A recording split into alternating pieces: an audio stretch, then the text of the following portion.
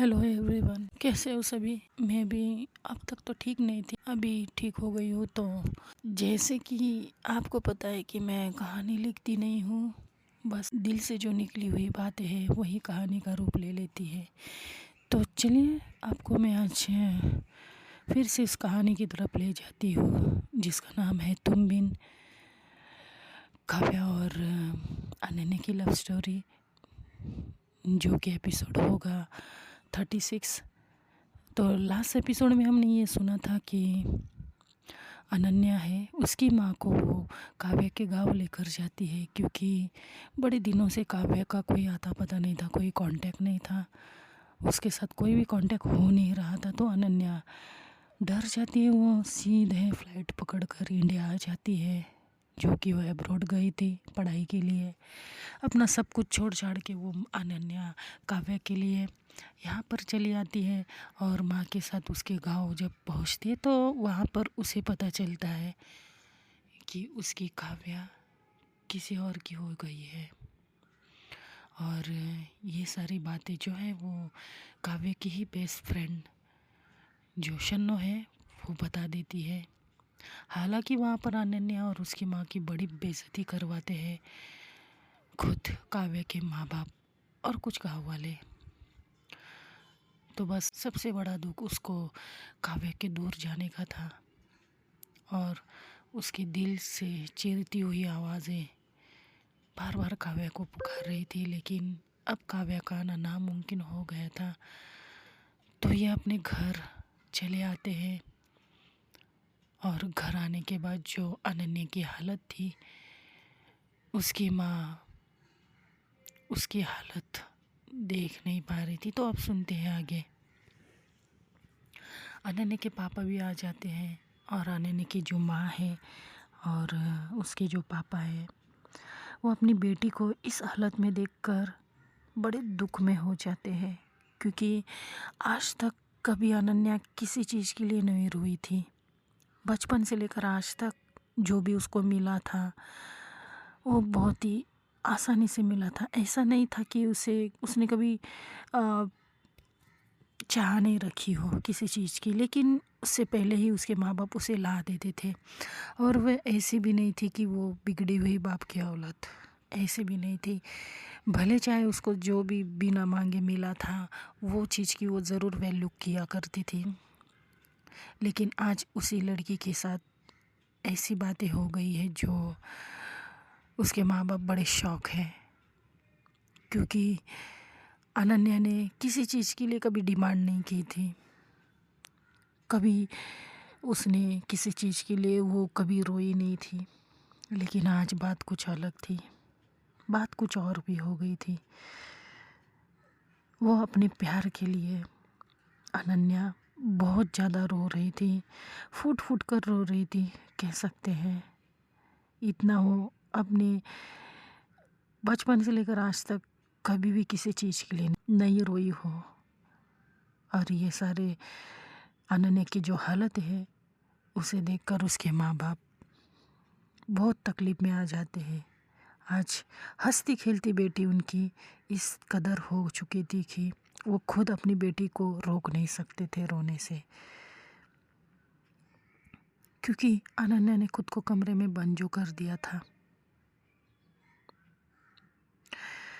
थोड़ी देर में लगभग कुछ 1 घंटा बीत जाता है, जब तक अनन्या के जो पापा है वो अपनी पत्नी से कहते हैं कि तुम कुछ बना कर लाओ, हमारी बेटी भूखी होगी। मैं आज अपनी बेटी को अपने हाथों से खिलाऊंगा। अनन्या की जो माँ है वो अपने पति को देखने लग जाती है, क्योंकि इतने सालों में ये नौबत नहीं आई थी कि जो अंकल है उनकी भी आंखों से कभी आंसू निकले हो ना, कभी नहीं। इतने बड़े बिजनेसमैन थे वो, हर चीज़ आसानी से हैंडल करते थे, लेकिन आज सवाल उनकी बेटी का था। और किसी पापा के बेटी का सवाल आता है तो उस पापा पर क्या बीतती है वो पापा ही जाने। तो अनन्या की जो माँ है वो जाती है किचन में, थोड़ी देर में कुछ थोड़ा सा कुछ बना कर लेकर आती है, अपने पति के हाथों में रख देती है थाली को। और जो अंकल है वो थाली लेकर अपनी बेटी के पास जाते हैं, लेकिन डोर अंदर से लॉक था। अनन्या के दोनों माँ बाप बाहर से नॉक नॉक करते हैं, और नॉक करने के बाद जाहिर सी बात है अनन्या इतनी टूट चुकी थी, तो वो इतनी आसानी से वो दरवाज़ा तो खोल नहीं सकती थी। अनन्या के जो पापा हैं वो खुद अपनी बेटी को आवाज़ लगाते हैं कि बेटा देखो तुम्हारे पापा बाहर खड़े हैं, बेटा जो भी हुआ ठीक है, मैं समझ सकता हूँ बहुत बुरा हो गया, लेकिन इसका मतलब ये तो नहीं ना बेटा अपने आप को तुम कमरे में यूं ही बंद करके रख दो। बेटा हमारे बारे में भी सोचो, हम पर क्या बीत रही तुम्हें इस तरह देखकर। बेटा प्लीज़ मैं तुम्हारे हाथ जोड़ता हूँ, प्लीज़ एक बार दरवाज़ा खोलो बेटा। देखो तुम्हारे पापा आज तुम्हें अपने हाथों से खाना खिलाने आए हैं बेटा, मेरी एक इच्छा पूरी कर दो बेटा, प्लीज़ एक बार दरवाज़ा खोल दो बेटा मेरा बच्चा। और जब ऐसे सुनती है अनन्या की मॉम, बहुत रोने को आता है उन्हें। तो जो अनन्या है दरवाज़ा ओपन कर ही नहीं रही थी। अब थोड़े से अनन्या के मॉम डैड जो है वो थोड़े से घबरा जाते हैं। अब अनन्या के जो पापा है वो कहते हैं कि बेटा एक बार दरवाज़ा खोल दो, तुम्हें मेरी कसम है बेटा प्लीज़। अब पापा ने कसम दी है तो अनन्या कैसे नहीं दरवाज़ा खोलती। कसम सबसे बड़ी ऊपर होती है ना। तो ना चाहते हुए भी अनन्या को लड़खड़ाते हुए उठना पड़ता है।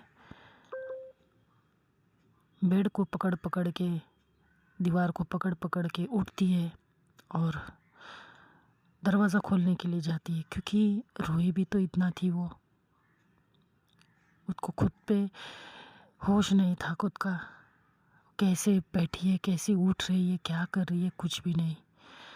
अब जैसे तैसे लड़खड़ाते हुए जाती है, दरवाज़ा हल्के से ओपन करती है, और जब अनन्या के माँ बाप अपनी बेटी को देखते हैं तो उन पर जैसे क्या बीत रही है उन्हें पता है। अपनी बेटी को इस हालत में देखकर अनन्या की जो माँ है ज़ोर से रोते हुए अपने बेटी के पास जाती है और उसे हक कर लेती है और बोलती है बेटा क्या हालत बना रखी है तुमने अपनी। कोई ऐसा भी करता है कि बेटा बताओ तुम, अगर तुम्हें कुछ हुआ तो हमारा क्या होगा बेटा। तुम तो हमारे एक ही संतान हो बेटा, बताओ तुम्हें अगर कुछ हो गया तो तुम्हारे इस बूढ़े माँ बाप का क्या होगा। एक तुम ही तो सहारा हो हमारे जीने का बेटा। अगर तुम ही ऐसा खुद को संभालोगे नहीं तो कैसे चलेगा बेटा। ठीक है हम समझ सकते हैं कि तुम्हारी काव्य जो है, अब तुम्हारे तो जो अनन्या के पापा है अपने वाइफ के शोल्डर पे हाथ रखते हैं और कहते कि इशारे में कहते कि इस तरह की बातें कहकर उसे और मत तकलीफ़ दो। यानी अब माँ है वो ये सारी बातें कहकर उसका दुख बांटना चाहती थी, लेकिन अनन्या के पापा जो है मना कर देते हैं वो सारी बातें कहने के लिए। उसके बाद अनन्या के जो पापा है वो कहते हैं कि बेटा छोड़ो सब बातें, अब चलो कुछ खा लो बेटा मेरे लिए। देखो तुम्हारी माँ की हालत देखो, अपने माँ बाप के लिए तो तुम इतना तो कर ही सकती हो ना बेटा। बात की बात बाद में देखेंगे कि क्या हुआ है एक्चुअल में, हमें तो पूरी बात पता नहीं है। तो अनन्या जो है अपने हल्के से अपने पापा को देखती है और कहती कि पापा मेरी काव्या नहीं, मेरी नहीं रही पापा, वो किसी और की हो गई है पापा। वो क्या करूँ मैं उसके बिना नहीं रह सकती हूँ पापा। अब मैं कैसे जिंदा रहूँ उसके बिना।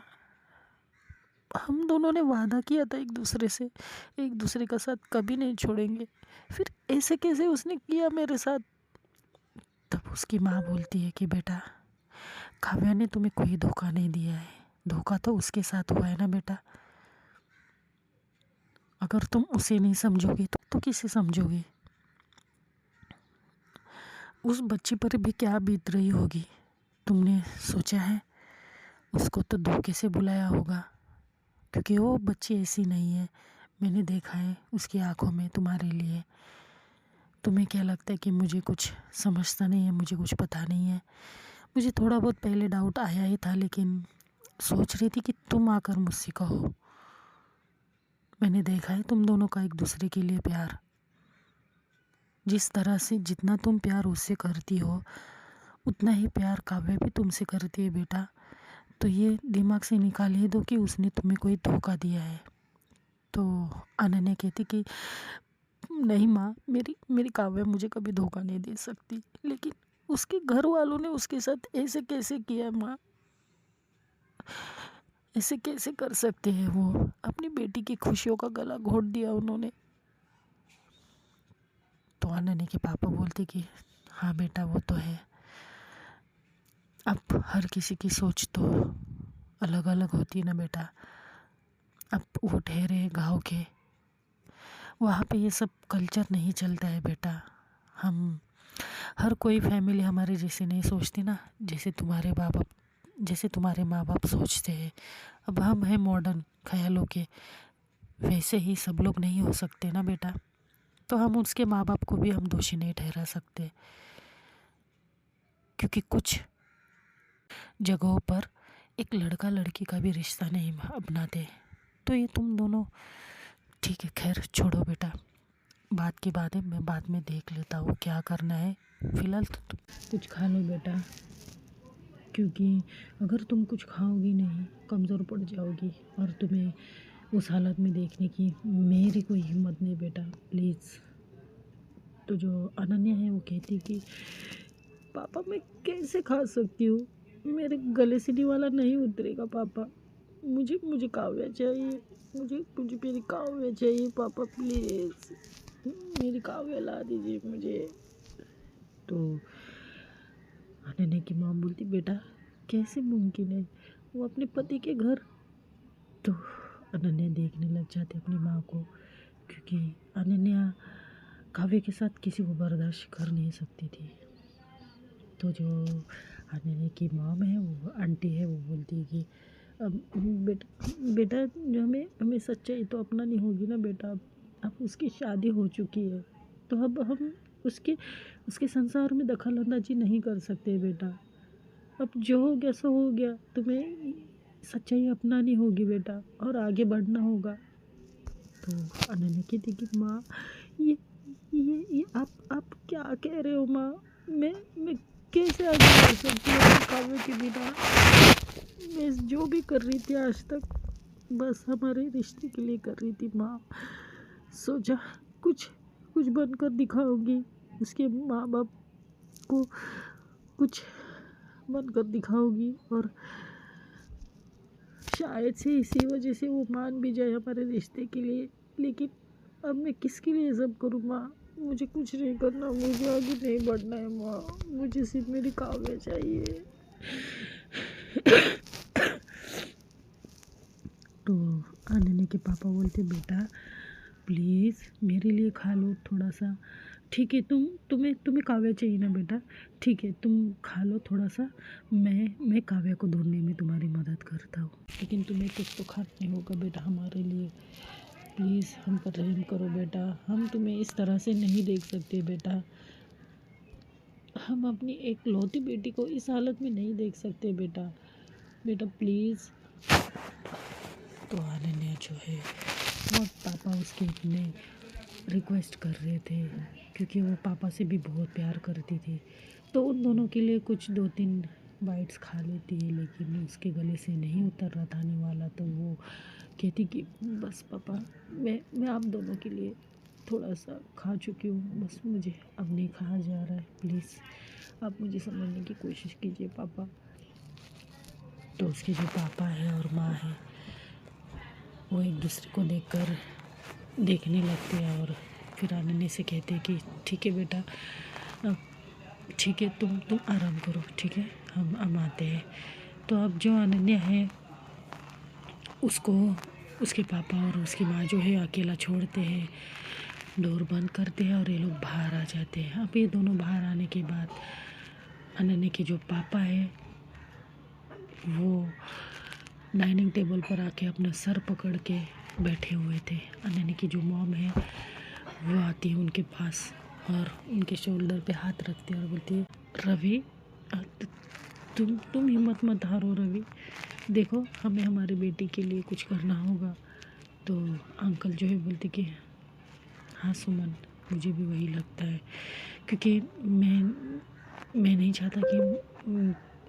चाहता कि मेरी बेटी को कोई और परेशानी हो जाए।